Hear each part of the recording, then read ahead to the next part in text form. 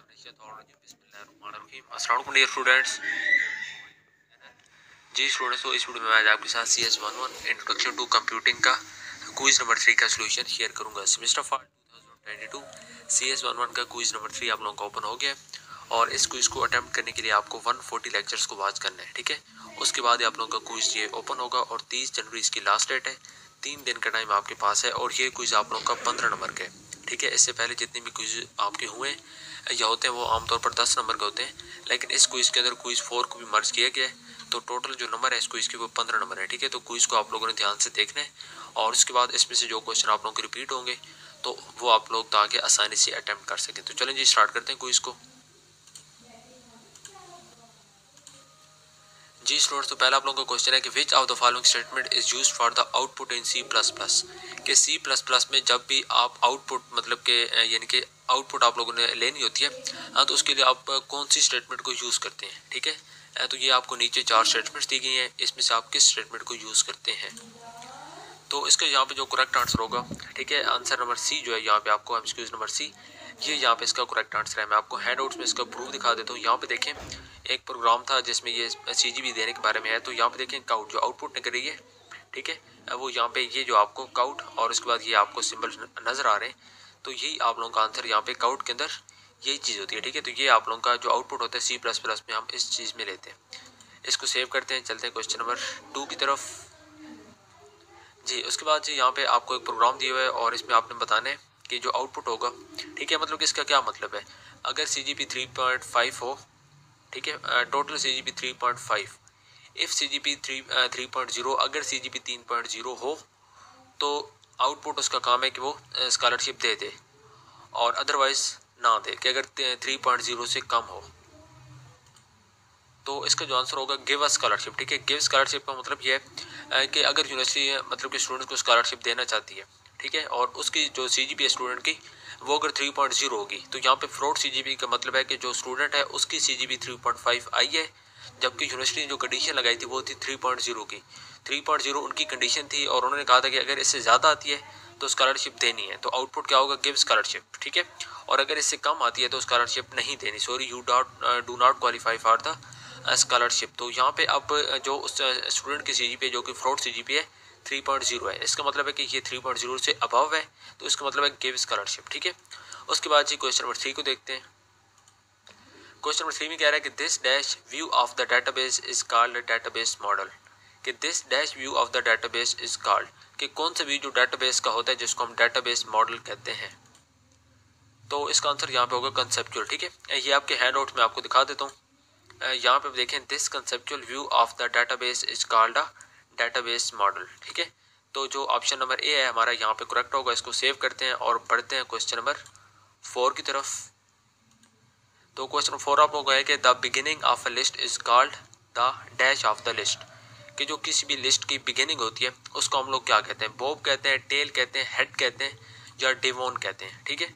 तो जो आपको सबको पता है कि जो बॉटम होता है उसको हम लोग टेल कहते हैं और जो स्टार्टिंग होती है उसको हेड कहा जाता है, ठीक है। हेड और टेल, हेड होता है स्टार्टिंग वाला पॉइंट जहाँ से आपकी लिस्ट जो होती है बिगिन करती है, शुरू होती है, और उसके बाद जो एंडिंग वाला पॉइंट होता है उसको टेल कहा जाता है। तो हमने बिगिनिंग बतानी, बिगिनिंग का यहाँ पे हेड होगा।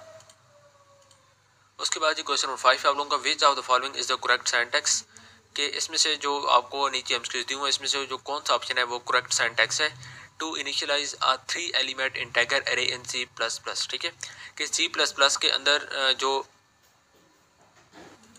3 एलिमेंट्स की इंटीजर अरे होती है, ठीक है, उसको इनिशियलाइज करने के लिए कौन सा जो सिंटैक्स है वो यहाँ पे करेक्ट है। तो इसका यहाँ पे जो करेक्ट आंसर होगा, ठीक है, ये वाला जो कि आपको ठीक है, ये ऑप्शन नंबर सी में आपको नजर आ रहा है, ठीक है। मैं आपको इसका प्रूफ दिखा देता हूँ। यहाँ पे देखें, ठीक है, हाउ डू यू इनिशियलाइज इन अरे इन C++, ठीक है। तो ये इसका करेक्ट आंसर है। पहले स्क्वायर ब्रैकेट्स हैं और उसके बाद यहाँ पे जो नेक्स्ट आपको दरमियानी ब्रैकेट्स नजर आ रही है, ठीक है। तो ये हमारा करेक्ट आंसर है जो कि ऑप्शन नंबर सी है। इसको सेव करते हैं और पढ़ते हैं क्वेश्चन नंबर 6 की तरफ। जी स्टूडेंट, तो 6 क्वेश्चन आप लोगों का second phase of the development phase of the software development life cycle है। इसके जो सॉफ्टवेयर डेवलपमेंट की लाइफ साइकिल होती है उसका सेकंड फेज क्या कहलाता है। तो जो सॉफ्टवेयर डेवलपमेंट की मतलब की लाइफ साइकिल होती है इसका पहला जो होता है ना, ठीक है, वो होता है रिक्वायरमेंट एनालिसिस, ठीक है। उसके बाद जो सेकंड फेज होता है उसको हम कहते हैं डिज़ाइन, थर्ड वन को हम कहते हैं टेस्टिंग होता है मेरे ख्याल में, हम देख लेते हैं यहाँ पे। ठीक है, थर्ड बल्कि इम्प्लीमेंटेशन होता है और जो फोर्थ वन होता है वो होता है टेस्टिंग। ठीक है, तो पहला क्या है, रिक्वायरमेंट एनालिसिस और सेकंड डिज़ाइन है।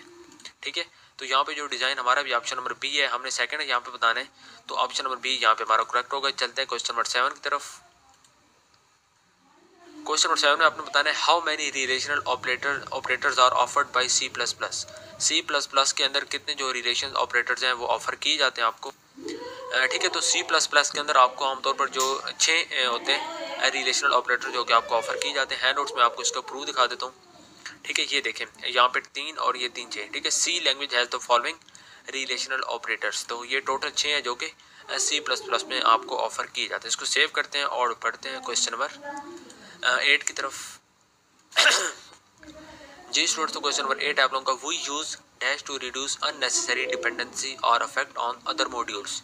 कि हम किस चीज़ को यूज़ करते हैं अननेसेसरी डिपेंडेंसी को रिड्यूस करने के लिए, और अफेक्ट्स ऑन अदर मॉड्यूल, दूसरी मॉड्यूल्स के ऊपर जो उसका अफेक्ट होता है। ठीक है, अननेसेसरी डिपेंडेंसीज का उसको हम यूज़ करते हैं। किस चीज़ को यूज़ करते हैं यहाँ पे जो, तो इसका करेक्ट आंसर यहाँ पे सी होगा। ठीक है, इन्फॉर्मेशन हाइडिंग जो कि हमारा यहाँ पे सी ऑप्शन है, ये यहाँ पे करेक्ट होगा। यहाँ पे देखें ये एक फाइल है और इसके अंदर यहाँ पे वी यूज़ इन्फॉर्मेशन हाइडिंग। ठीक है, इन्फॉर्मेशन हाइडिंग को यूज़ करते हैं जो अननेसेसरी डिपेंडेंसी होती है उनको रिड्यूस करने के लिए, या उनका जो इफेक्ट होता है किसी भी दूसरी मॉड्यूल पे उसको कम करने के लिए। उसके बाद ये क्वेश्चन नंबर 9 है आप लोगों का, तो 9 तो काफ़ी आसान है। GOMS model is based on. तो GOMS जो मॉडल होता है ये किस चीज़ के ऊपर बेस करता है, सॉफ्टवेयर डॉक्यूमेंटेशन के ऊपर नहीं है, हार्डवेयर आर्किटेक्चर के ऊपर भी नहीं है, ह्यूमन बिहेवियर या मशीन बिहेवियर।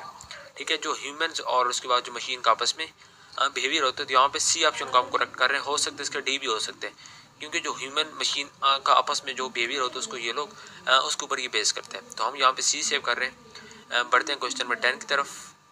क्वेश्चन नंबर 10 है आप लोगों का, dash phase of the software life cycle tends to provide solution for the problem. तो कौन सा जो सॉफ्टवेयर जो लाइफ साइकिल है उसका जो फेज़ होता है जो हमें सोल्यूशन प्रोवाइड करते हैं किसी भी प्रॉब्लम का, जो हमें उस सॉफ्टवेयर की डेवलपमेंट के अंदर आ रही होती है। जी स्टूडेंट्स, तो इसका करेक्ट आंसर जो है वो डिज़ाइन फेज़ है। ठीक है, डिज़ाइन फेज़ के अंदर इसका काम होता है कि जो सोल्यूशन को मतलब कि किसी प्रॉब्लम होती है उसको सोल्यूशन प्रोवाइड करना। मैं आपको हैंडआउट्स में यहाँ पे दिखाता हूँ। Design is about developing a solution to the problem. ठीक है, तो जो डी ऑप्शन है करेक्ट होगा। पढ़ते हैं क्वेश्चन नंबर 11 की तरफ। क्वेश्चन नंबर 11 आप लोगों का, stakeholders can be. Stakeholders क्या हो सकते हैं, government agencies, government policies, lawyers या स्कूल। इसका करेक्ट आंसर होगा stakeholders can be a government agency. ठीक है, पॉलिसीज नहीं है, लॉयर्स भी नहीं है और स्कूल्स तो बिल्कुल नहीं है। तो ये ऑप्शन को सेव कर रहे हैं। बढ़ते हैं क्वेश्चन नंबर 12 की तरफ। क्वेश्चन नंबर 12 आप लोगों का, which one is not a valid data type. तो इसके अंदर से आपने बताना है कि जो कौन सी है जो वैलिड डाटा टाइप नहीं है, बाकी सारी वैलिड डाटा टाइप्स हैं, HTML, इंट, फ्लोट और चार। ठीक है, तो बाकी यहाँ पे इंट, फ्लोट और चार होती हैं। HTML जो होता है ये ठीक है वैलिड डाटा टाइप नहीं है। इसको सेव करते हैं और पढ़ते हैं क्वेश्चन नंबर 13 की तरफ। क्वेश्चन नंबर 13 आप लोगों का, there we found that a register called a dash is used to hold the address of the next instruction to be executed. तो इसका जो करेक्ट ऑप्शन होगा, there we found that a register, क्या हम एक रजिस्टर को देखते हैं, कॉल्ड जिसको कहा जाता है, is used to hold the address, जिसका काम होता है जो एड्रेस होता है उसको होल्ड करना, of the next instruction to be executed, के जो अगली इंस्ट्रक्शन होती है जिसमें एग्जीक्यूट होना होता है और उसका जो एड्रेस होता है उसको होल्ड करना। ठीक है, ये किस चीज़ का काम होता है, तो ये प्रोग्राम काउंटर का काम होता है, जो कि ऑप्शन नंबर ए है। ठीक है, टाइम रजिस्टर भी नहीं है, स्टैक पॉइंटर भी नहीं है और डाटा पॉइंटर भी नहीं है।